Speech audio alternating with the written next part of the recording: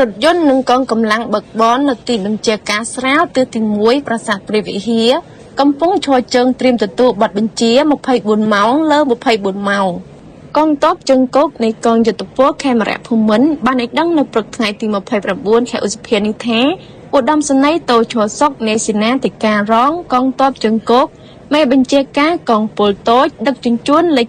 90បានដាក់ប័ណ្ណបញ្ជាជួនលោកវរៈស្នេហ៍ឯកពឿនវិចិត្រមេបញ្ជាការរងកងពលទទួលបន្ទុកការងារនៅទីបញ្ជាការស្រាលរបស់កងពល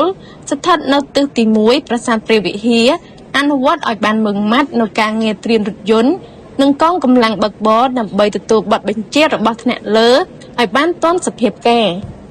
បន្ទាប់ពីទទួលបាននៅប័ណ្ណបញ្ជារបស់ឯកឧត្តមមេបញ្ជាការកងពលលោកវរៈស្នេហ៍ឯកមេបញ្ជាការរងកងពលនិងកងកម្លាំងបើកបរទាំងអស់ដែលកំពុងឈរជើងនៅទីបញ្ជាការស្រាលរបស់កងពលបានអនុវត្តតាមទូនីតិនិងភារកិច្ចរបស់កងយុទ្ធពលខេមរៈភូមិន្ទដើម្បីសម្រេចប័ណ្ណបញ្ជាជួនអង្គភាពឲ្យបានល្អប្រសើរ